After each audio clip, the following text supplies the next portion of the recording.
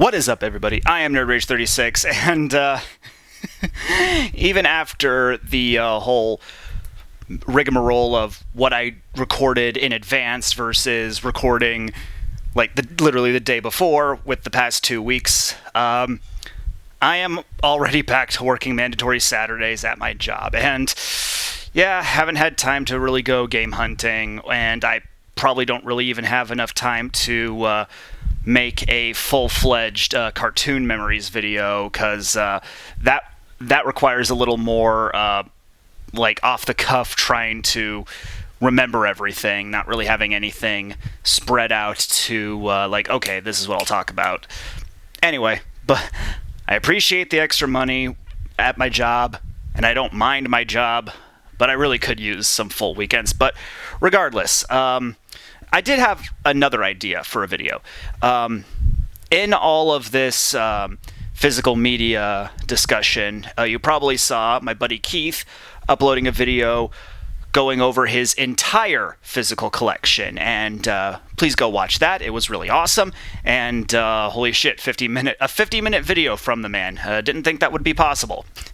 And I probably I'm going to do a full collection overview at some point. Heck, somebody even suggested that I do a collection overview specifically for PSP and DS, because those are the two systems that I collect for the most. But, I mean, you see my collection back there, and yeah, I got a lot of games, and not a whole lot of room. So, I mean, some of them aren't even facing the right way. They're facing forward instead of like being slotted next to each other.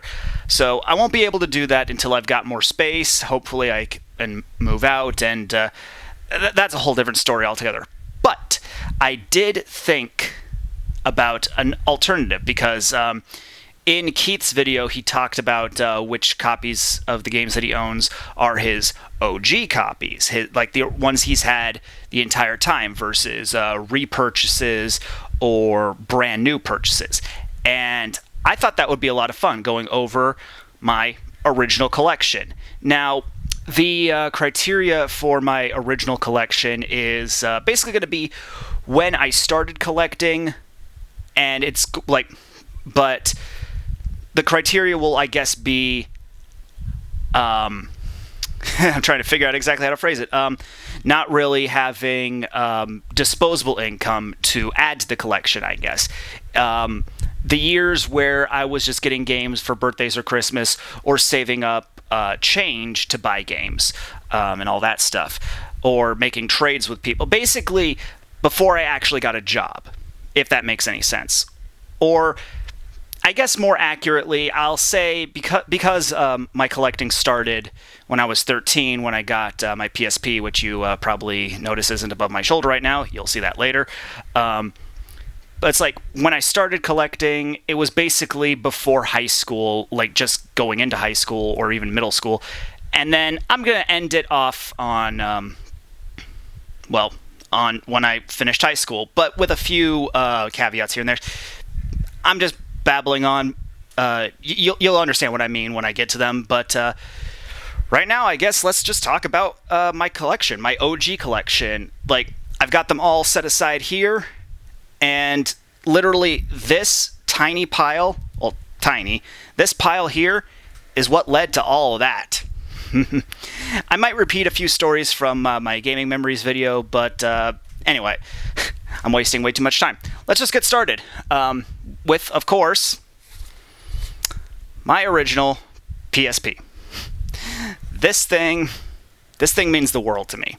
Like I said, I already talked about it, but I guess I'll repeat the story. But when I was in elementary school, the school library had promotional posters and bookmarks for Pokemon Diamond and Pearl, and I was a Pokemon fan, and I really wanted Palkia specifically. I thought that design looked really cool, and I still think it looks really cool. Anyway, and so my parents got me a DS Lite, and I was waiting for Diamond and Pearl to release. I didn't really have much to play on it at that point, and my brother really wanted an Xbox 360, and so he took our PS2 and all the games that we've had over the years. It was a PS2 that technically belonged to him, but we were supposed to share it. And he sold that to buy a 360, and around the same time, he suggested that I throw my DS into the pile to help afford the 360, which inevitably red-ringed and died. So, yeah, that was a wise investment, especially now because he's more into PC gaming, although he does want to get a 360 at some point when he has the time. But regardless, that was a bit rough, and it wasn't until I became interested in the PSP that I bought a PSP for myself. Now, admittedly, it wasn't. It was my money technically, but it wasn't really supposed to be for this specifically. The money I used to buy this PSP came from my grandparents. One Christmas, they gave me and my brother. They opened bank accounts for us and a savings account, and they threw some money into the savings account just to help us out, just to help prepare us for adulthood, even though we were still little kids at that point. Tweens, I guess. And I decided I wanted to take some money out of that savings account and buy this PSP. So whether that was me buying it for myself, or it was technically my grandparents buying it, or I wasted valuable savings money, I don't really know, but that is where this PSP came from, and it is literally the heart and soul of my collection. Now, I do have another PSP that I used to play games on, because this one technically stopped working. Now, I say technically because everything about it still functions. I mean, I probably would have needed to change the battery at some point, but the problem with this PSP specifically, this is the Model 2000, and that's the one where you pull the back out to put the games in, and I played this thing so much that tray, that the UMD tray, wouldn't close all the way. So, I'd be in the middle of playing, and then, a little pop-up would show up and say, would you like to exit to the home screen in the middle of gameplay? So, until I replaced it with this, I had to play with a clamp on this PSP. That's how much I love the PSP. I would literally be willing to, okay, I can keep playing. So, yeah, this thing means a whole lot to me. And, the one I replaced it with is a Model 1000, which, let's see if you can notice, has this nifty little switch here that opens and holds it closed. This thing's not going to have that same problem at all.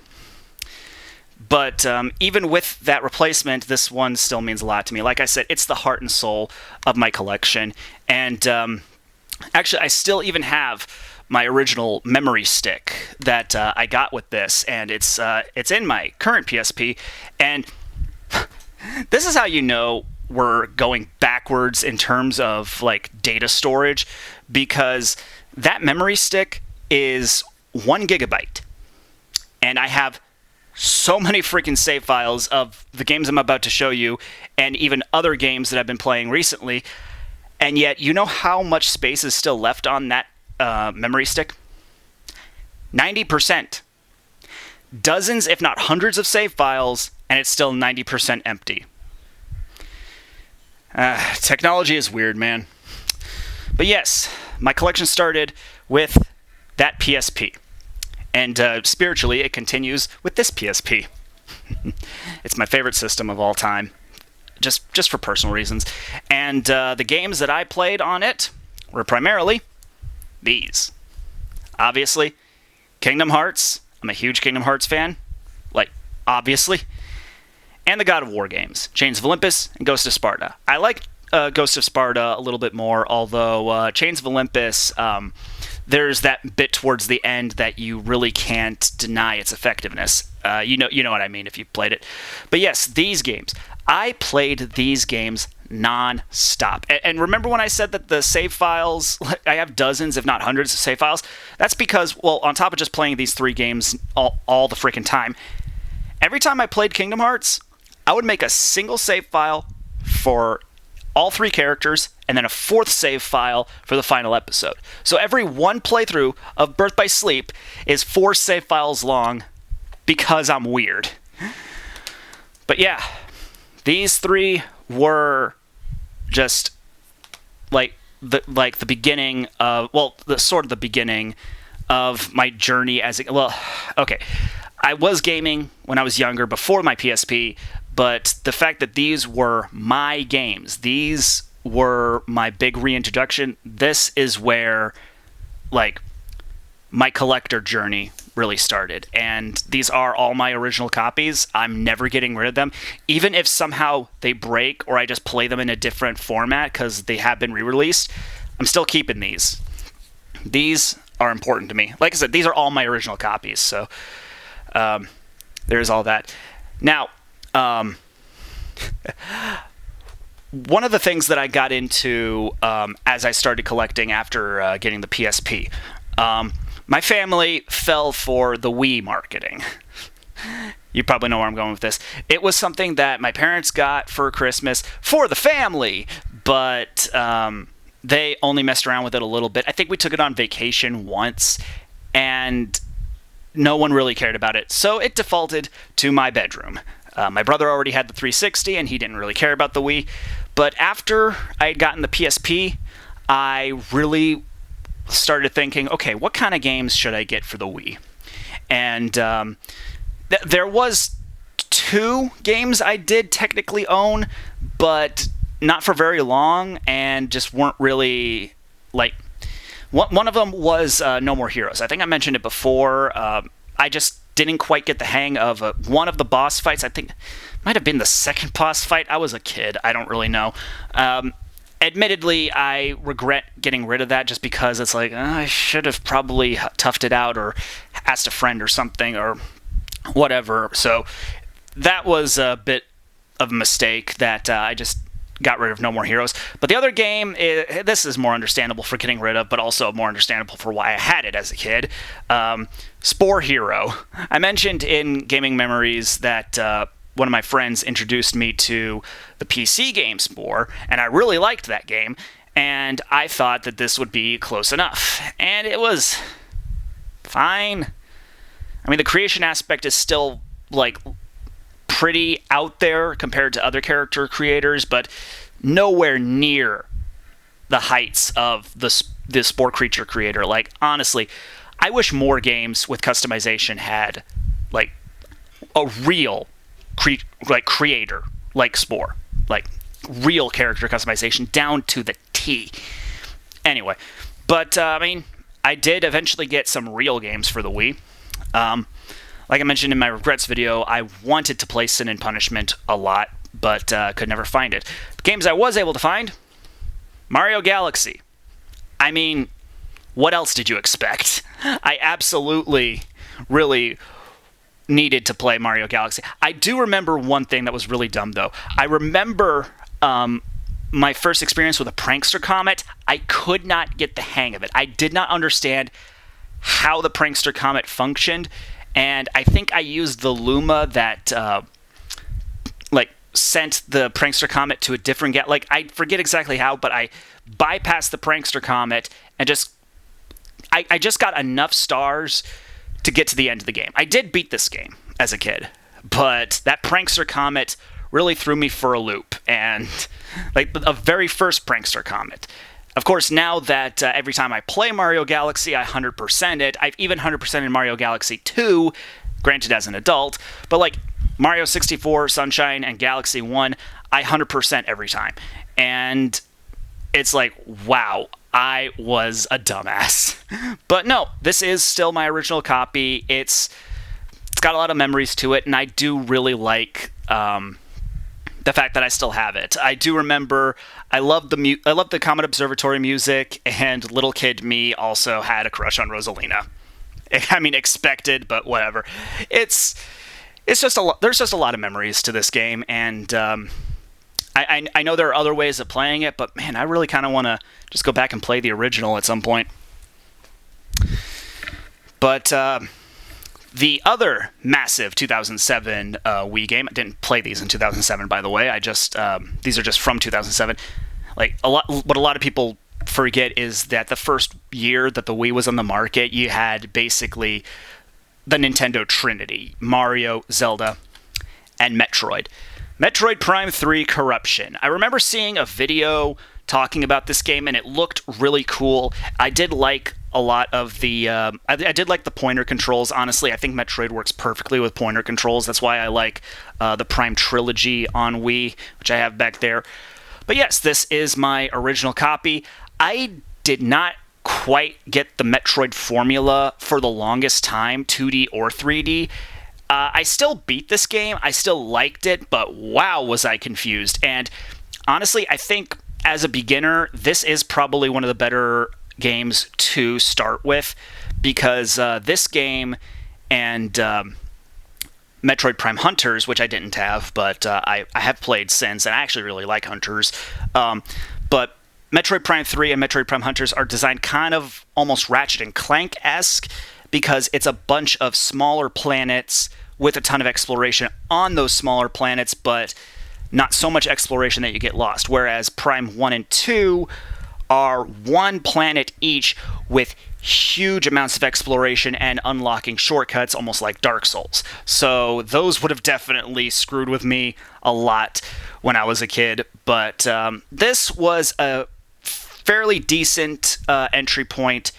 And again, I didn't quite get it, but I had a lot of fun with it, and I'm glad I did give it a shot. I'm glad I still held on to it, and I'm glad I kind of huffed it out until I fully understood the Metroid formula, and now I love the series. It's just awesome, and this was a good entry point. Again, confusing to a kid, but I'm glad I stuck it out. Now, you probably remember in one of my memories videos, I mentioned that I was always intimidated by the Zelda series, because I was always worried about getting lost until I played Ocarina of Time 3D, which you're going to see that later. But weirdly enough, I did play Okami when I was a kid. I'm not even joking. Like, this is my original copy of Okami, which it's actually the copy that I'm currently playing. The disc isn't even in here. It's in the Wii U right in front of me. But, no, yeah. Okami, I think it's also kind of like with Prime 3.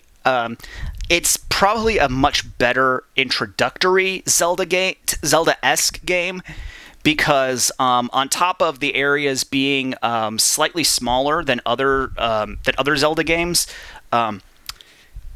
there's also that I've heard it referred to as the divine arrow early on in the game that points you where you need to go. But then another thing that I don't think anyone ever points out is that if you angle the camera up, you see these big signs, literal signposts in the sky telling you where certain locations are. So I never got lost. I didn't do everything there is to do in this game. I basically just did the bare minimum. I mean, I think that's what most kids do, is they do the bare minimum. But I think one of the other reasons that I was willing to give this game a shot is I watched a Let's Play when I was younger, and I didn't quite understand everything about the game, again, but it felt more beginner friendly. It felt more approachable, and I mean, it was just I think one of the reasons a lot of people are more willing to give games a shot when they're younger is because they have such limited options that when they're even slightly interested in something, they're more likely to give it a shot. And that's what I did with Okami, and I'm really glad that I did, because this is an awesome game. Again, much like with Metroid, really confusing as a kid, but it's a lot of fun, and I'm glad I still have it. And then, of course, the biggest gamble in both my life and my mom's, because she got this for me for Christmas because I asked for it, Xenoblade.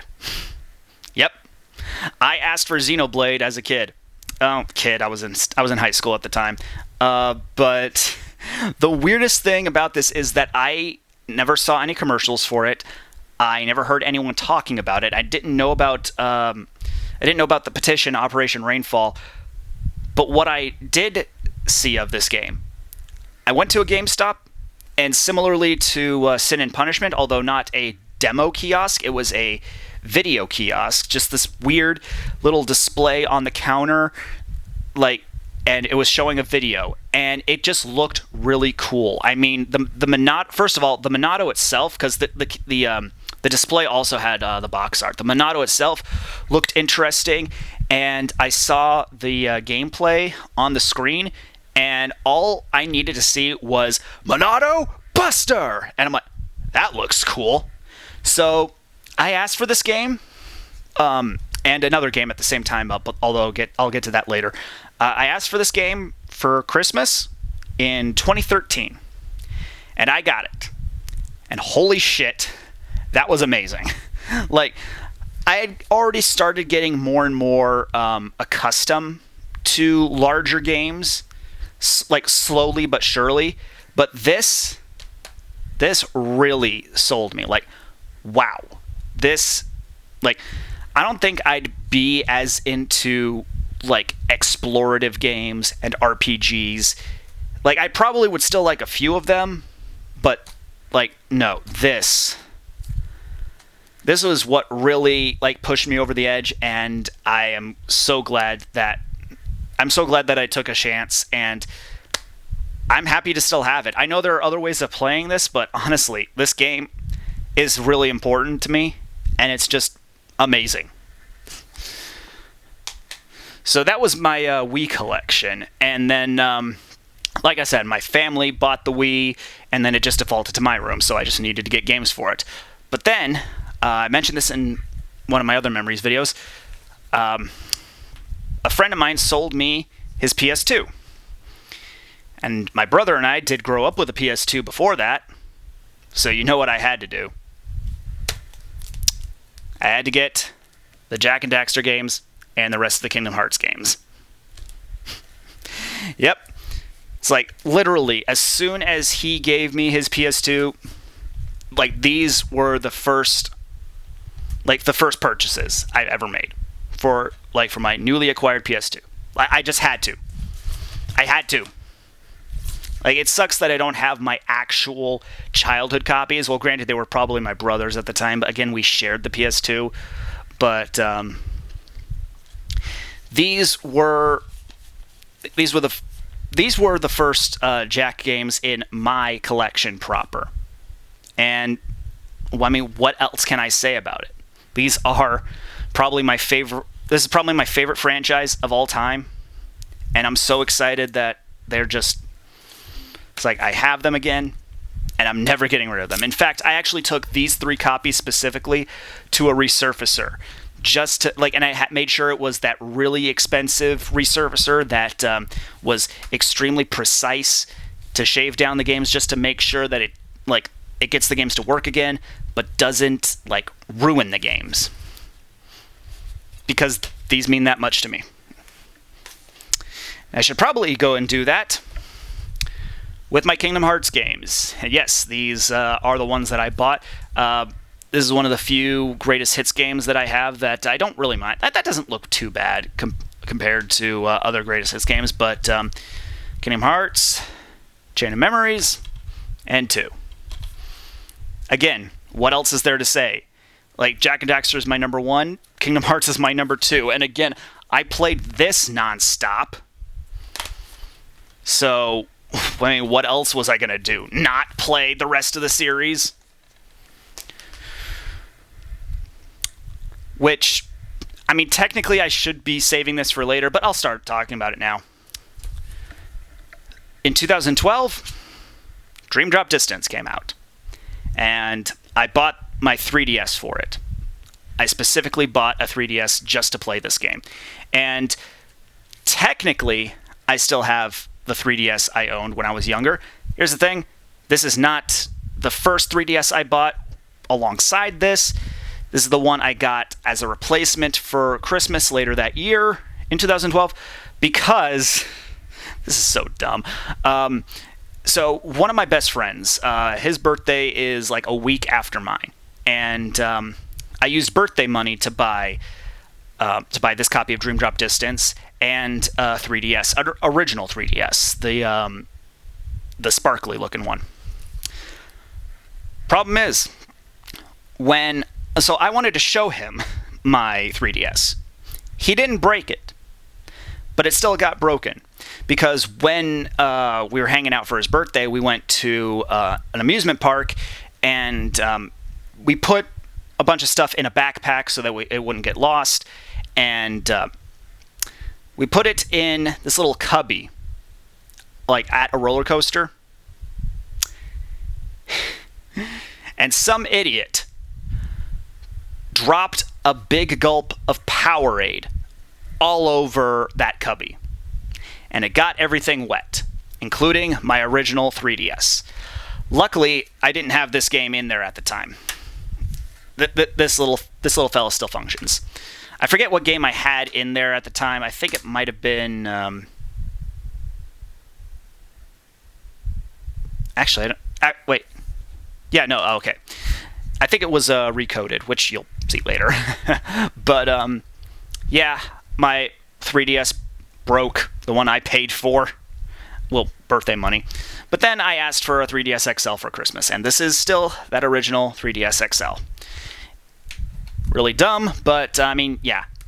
I needed the rest of the series, and because the 3DS was backwards compatible, I got these.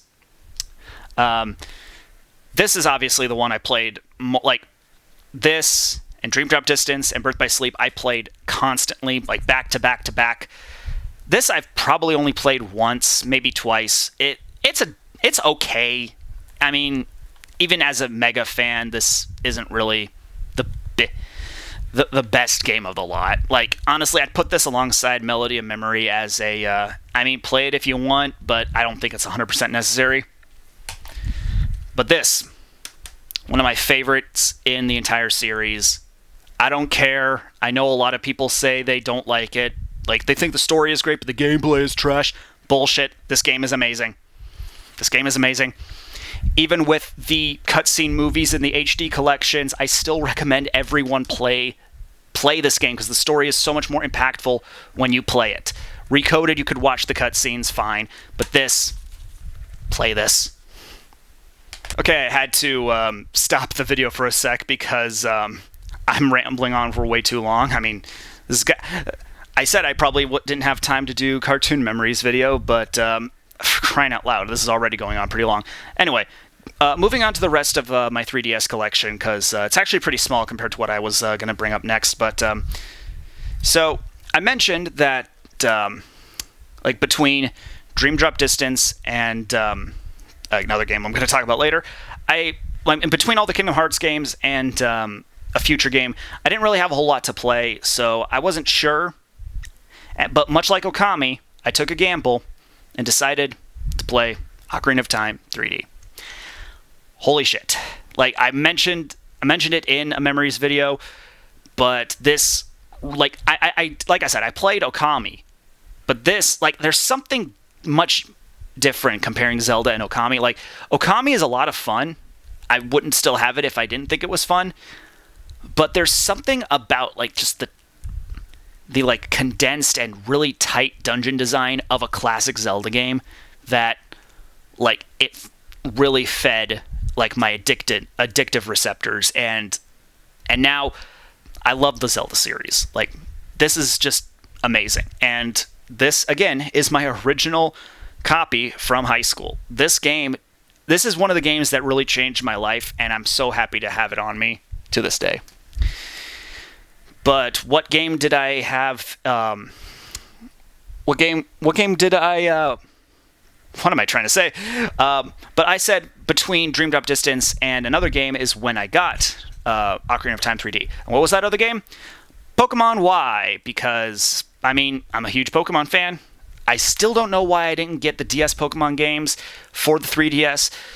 But this was the first Pokemon game I played in years, and I know a lot of people don't really like this generation, although some people have actually gone back to it and said, there's pretty good things in here.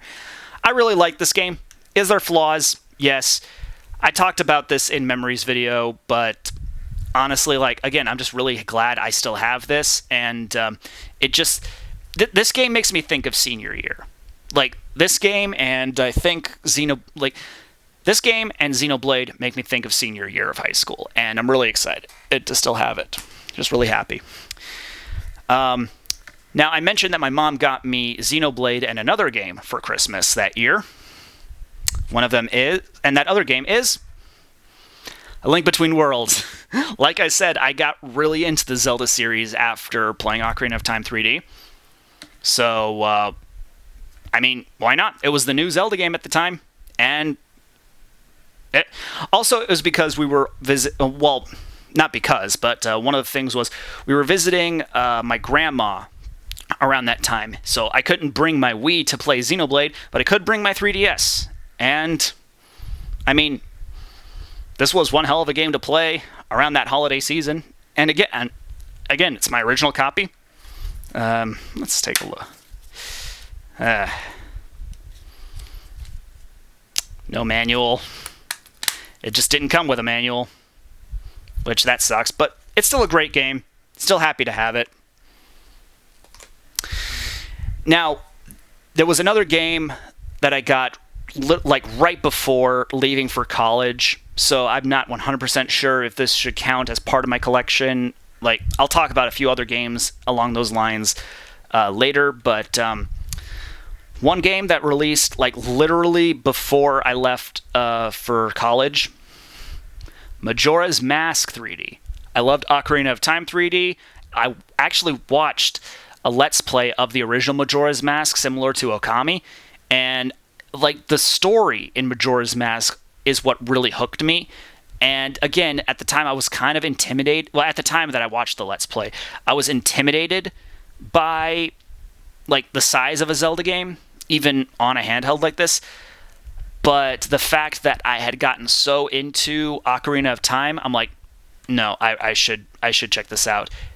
And holy shit, I'm so glad that I did. Like, Ocarina of Time and Majora's Mask, there's reasons why these are considered some of the best Zelda games ever. And again, I'm just really happy to still have my original copy. I do have the N64 games, but like, even if I play Ocarina of Time and Majora's Mask through different means, I'm still happy to have those exact copies because, well, specifically, not even specifically, but especially Ocarina of Time, because they just mean a lot to me. Next up, I mentioned that my brother bought an Xbox 360, and sold a bunch of our stuff to buy it, and that really sucks, but I did try to take advantage of it. I did try to make the most of it. I never had much time to play on his 360, but I did try to buy a game to try and play on his 360 before eventually getting my own one day. And that game was Armored Core 4 Answer. I actually don't even remember why they call it that, but it's whatever. I remember when we were kids, we had some neighbor friends that had Armored Core 2, and I was really into the robot customization. I was really into the action combat, and I saw this on the shelf, and I bought it. I just really felt like, you know what, I want to play these. I want to play this game. I didn't even know how many Armored Core games there were, but like I just decided, yeah, I'll buy it.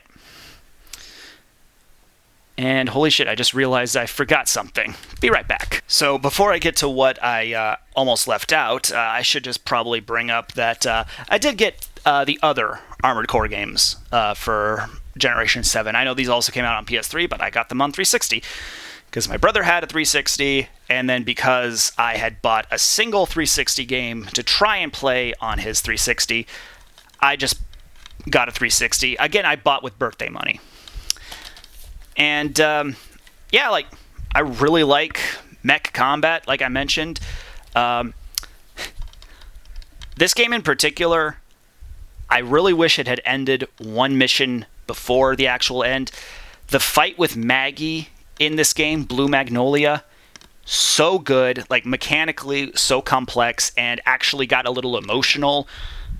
But then the actual final mission, it was stupid. Like, I wish this game had ended one mission before. But, no, yeah. Armored Core. Consider me a fan. I like giant robots. Now, I guess the game I should bring up that I almost forgot is Nier. Yes. I don't remember exactly where I heard about this game, but something just kind of compelled me to check it out, and I felt like, okay, why not? And this was one of those games that I'm not really a fan of multiple endings, and this game kind of exemplifies one of the reasons, and that is that when I beat the game, I think I got ending B. And I was like, cool, that was a really good game. And then I noted that this was my big mistake, going online. And it was basically that, like, people arguing, like, what is and isn't, like, canon, what is and isn't the true ending. Apparently, the true ending is the one that wipes your save file. I'm not even joking. That's a thing that this game does. Yoko Taro, you absolute box of frogs. But even with that out of the way, I do genuinely like this game. I thought it was really cool. I like the magic system. Dark Spear is one of the coolest magic attacks in gaming, and I will hold that. Like, I will hold that opinion until I'm dead. Just Dark Spear. Pew, pew. I also really like the father-daughter story. For anyone who's played Nier Replicant, you're probably confused by that. Little disclosure here. The original Nier game in Japan had two versions. Nier Gestalt, which is the one that released worldwide, and Nier Replicant, which was Japan only until the PS4. And in Nier Replicant, the player character is Yona's older brother, whereas in Gestalt, he's her father. And honestly, I prefer the father-daughter dynamic instead of brother-sister. I just think it's a lot more wholesome and a lot more, like, relatable, I guess. I mean, not to say that an older brother can't be super protective of his sister, but, like, there's just something about... If you've played Pragmata, you know what I'm talking about. It's like, I mean, come on, like, the idea of wanting to protect someone like that is just so wholesome and so, like, so good. I do like this game a lot, even though it is batshit crazy in some ways, but it's just a lot of fun. I did enjoy it. Next up, I mentioned this before, and I mean, what else can I say? Left 4 Dead 2. This is so, like, to this day, so much fun to play with friends. Like, either you're playing it on Steam online, or if you have a physical copy like this, you can play split screen. I prefer split screen above all else. Like, split screen or System Link. Those are, in my opinion, the best ways to do multiplayer.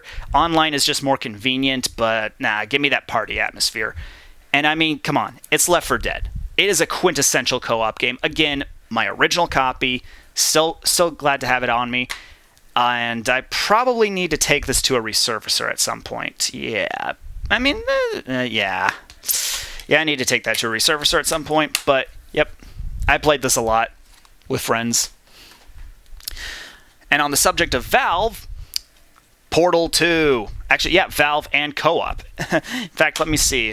This one had to have... This one's not... oh, wow.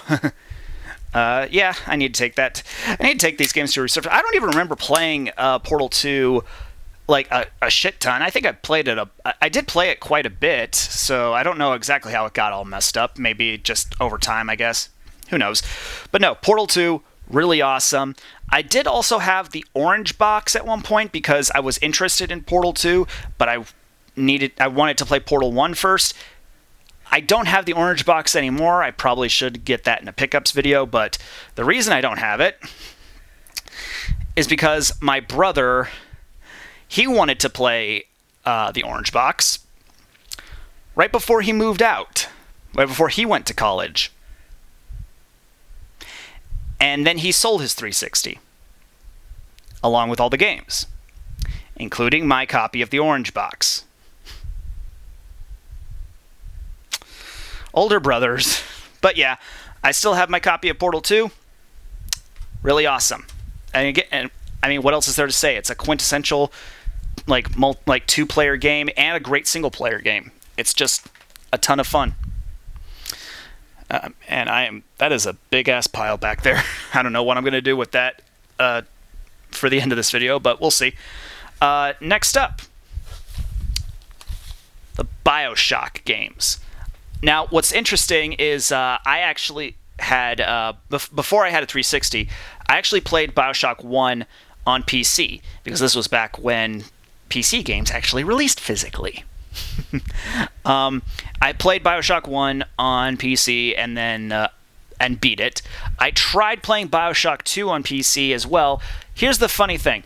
I know BioShock 2 had a multiplayer option, but the dumb thing is, because of the multiplayer, even the single player required me, on PC specifically, to sign into an email in order to save my progress.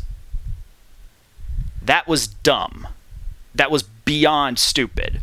So, when I had gotten a 360, I had reacquired BioShock 1 and 2. Played BioShock 1 for the second time, and played BioShock 2 for the first time.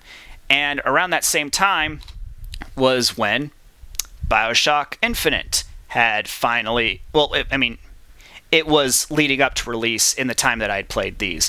And actually, one of my best friends was also picking up BioShock. Actually, he was the reason I was interested in BioShock in the first place. He had it on PS3, and I got one on PC, and then eventually the rest on 360. And we actually went to pick up our copies of BioShock Infinite together. He lived near a GameStop at the time, and we just went to go pick up BioShock Infinite. I got it on 360, he got it on PS3. Although he was able to afford the Songbird collection, or the collector's edition, the Songbird edition, whatever it was. I am rambling on too much. But, no, yeah. I mean, is there really anything else to say about BioShock Infinite, and really just the BioShock series in general? Like, it's really awesome. Like, one of the closest to a horror game experiences that I ever played and genuinely enjoyed, and just, honestly, a lot of fun. I should replay these at some point. Again, these are all my original copies. Now, now I mentioned that my brother is one of the big contributing factors to like me not having certain things and just me kind of being a little about it. But he's made up for it in some ways. One of which was got me Doom BFG edition and Crysis 2. I got these both for Christmas one year. And honestly, just there's really nothing else to say. There's just really awesome shooters, and it was just I wanted to check out more shooters, and I did. The reason specifically was Crysis 2. I just thought I heard so many good things about this game, and I just felt like, you know what, I'll check it out. And Doom, I mean, I don't think you can go through the world of gaming and not hear about Doom. So, I mean, why not? Like, just some good old shooter goodness. I'm sorry I'm not really, I don't really have a ton to talk about with most of these games. I mean, like I said, this was like my early years of collecting, and even if I was super interested, not a lot of these left as big an impact. I mean, I'm not going to say they didn't leave an impact. They absolutely left an impact. It's just that these were games that I wanted to check out, and I was really interested. I think Doom is definitely something that I absolutely would have needed to take a look at. Oh man, dude, remember interior art? Look at that. But yeah, like, no, Doom, it's like I would have absolutely needed to. Crysis is just a really interesting series. I do wish that, and my copy actually stayed pretty well kept there. But Crysis was just a really interesting game. I think I probably like the Crysis games a little bit more than Doom. Doom is just like crazy, frantic fun. Crysis is a little more interesting than that, which is why, actually, I went and got Crysis 3. Like, this was one of the earliest games I remember pre-ordering. And like, I know that a lot of people have issues with the third game specifically. I do think it's way too short. but I still had a ton of fun with this. I think Prophet's just a really cool character. Seeing Psycho again was really cool, and the fact that by pre-ordering this game, I got a download for the original Crysis, and I still have Crysis 1 on my 360. I really hope there's no way they can I've never connected my 360 to the internet. Not never, but I haven't connected it to the internet in years. So I'm just hoping that somehow that doesn't get taken away from me. Microsoft, if you're watching this and you try to take my 360 away, I'm going to beat you over the head with a chair. And that's not the only time I'm going to be saying something like that. But yeah, Doom and Crysis, two amazing shooter franchises that I just was interested in. I heard good things about all of them, and I'm like, you know what? Why not? I really do just feel like playing these. And I mean, again, what else is there to say? They're just awesome shooter franchises. Another shooter franchise that's it's not bad, but it's not great, is Killzone. Yeah, I needed a PS4 game at launch. Like I mentioned in a Memories video that I got my PS4 at launch.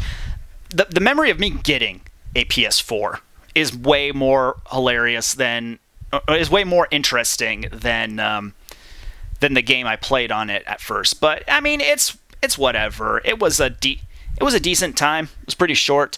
Although what's kind of cool, I wish I had the foresight to hold on. Anyway, this was the game.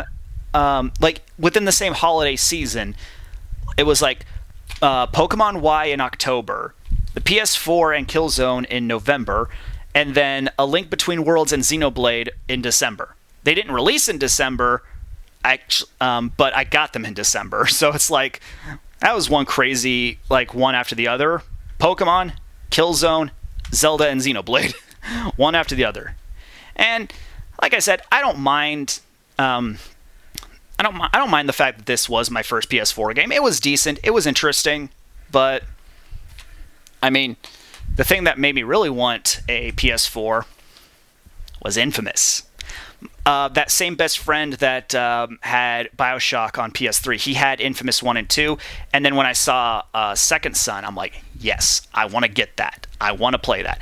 I honestly wish this was a launch title. I remember my PS4 actually has the freaking, a picture of Delson on the box, that the PS4, it has a Killzone character. It has Knack, it has the dude from Assassin's Creed 4, but it also has Delson on it, because this was back when characters could be used to sell consoles. But no, this game this game is just awesome. I think I mentioned it in a Memories video, how this actually got me to pay more attention to side quests and actually do more instead of just the bare minimum. And yeah, that still holds. I love doing side quests and stuff in the Infamous games, and freaking Second Son is just a ton of fun. Delson's an entertaining character. A lot of the characters are more energetic and have bigger personalities than they do in the other two games. I still like Infamous 1 and 2 a lot. I can't really separate the series in my mind, but I do think that this one has a bit more charm and a bit more character. And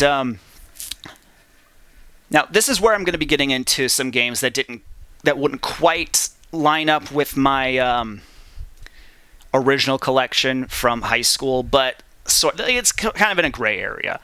So I really liked Second Son. Like I said, this is honestly a fantastic game. One of my favorite PS4 games, and a game in one of my favorite franchises. I love Infamous. And then I heard about Infamous First Light. It was only released digitally here in the States. And look at where we are now. So, what I did... Now, I've always been... My parents told me to be always, cautious about putting my credit card information on anything online. So instead of just buying Infamous First Light off the PlayStation Store, I actually went to a GameStop, requested like a download code. Like they could somehow like go into PlayStation, like go onto the PlayStation Store on their computer, buy a download code, and then print it on their receipt, and they gave it to me. And that's how I played First Light for the first time. And I really liked it. I really liked First Light. I actually played that in college and like in my first semester.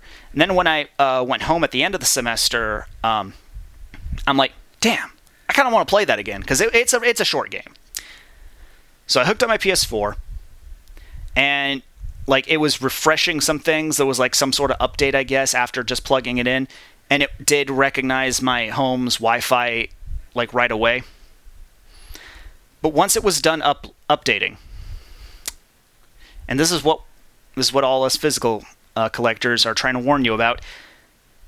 My copy of First Light was removed from my hard drive.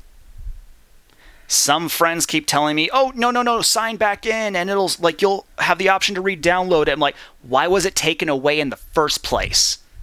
Why? So, around that time, I asked my mom to go online because again, I didn't really put my credit card information on the internet. But I just asked her to import me a copy of First Light physical from PAL. And guess what? Not only is this a physical game, but it has no update request. Like, I put this game into a PlayStation 4 that had never played it before, and it just installed and booted on.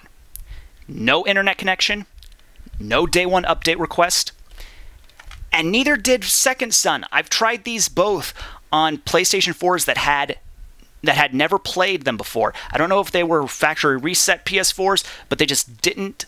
They don't have the data for the Infamous games yet. And they just installed and booted on right away. As it should be. I mean, for crying out loud, Second Son had some online connectivity for the Paper Trail side quest, and it didn't even ask to go online. It's like, put the game in, install, and it boots on. Why? Why can't this be the norm? But still, I have them, and they're never going away.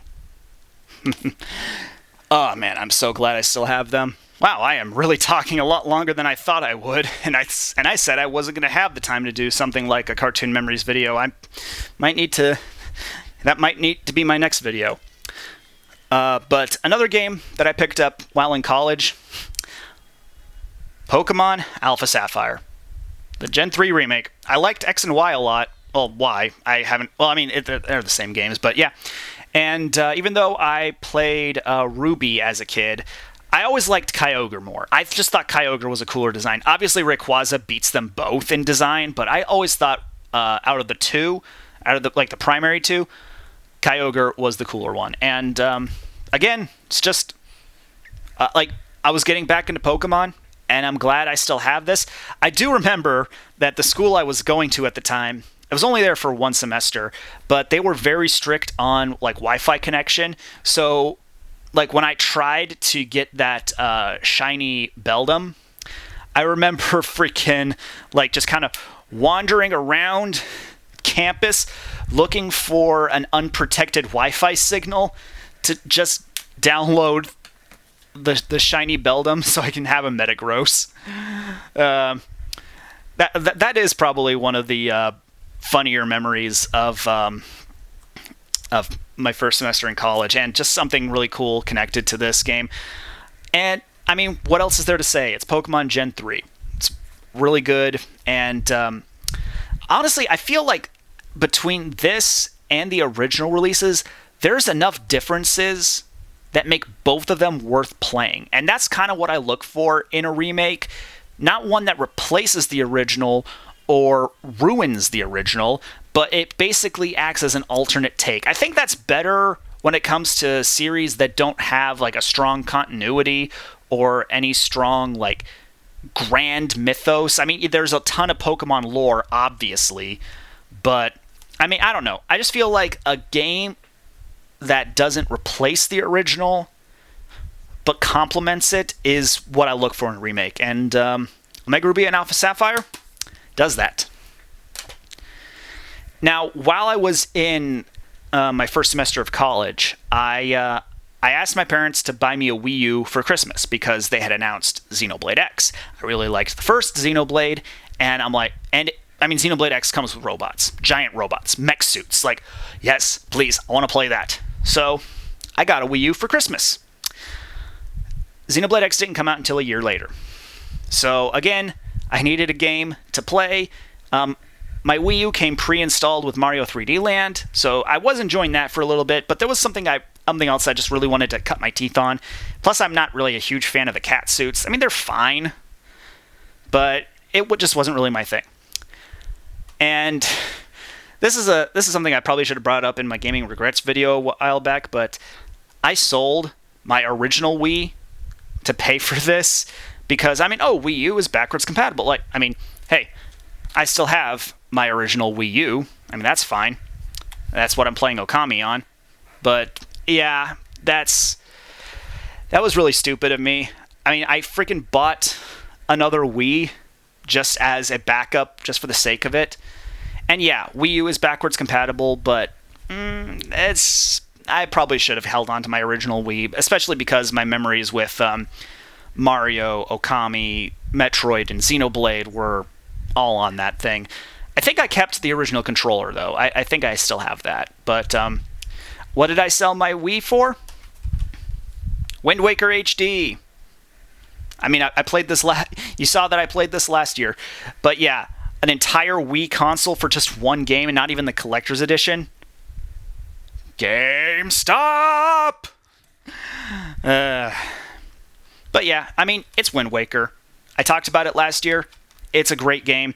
Not quite as, more explorative than Ocarina and Majora, but not quite as tight, but the dungeons are still really cool and, so much personality. Toon Link is probably one of the better links in the Continuum.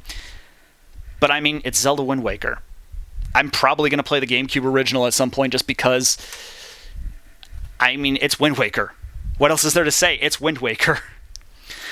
But all of that culminates in one of my first purchases as a full-fledged adult, Xenoblade X. The whole reason I asked for a Wii U. And again, I talked about this in a Memories video, but holy shit.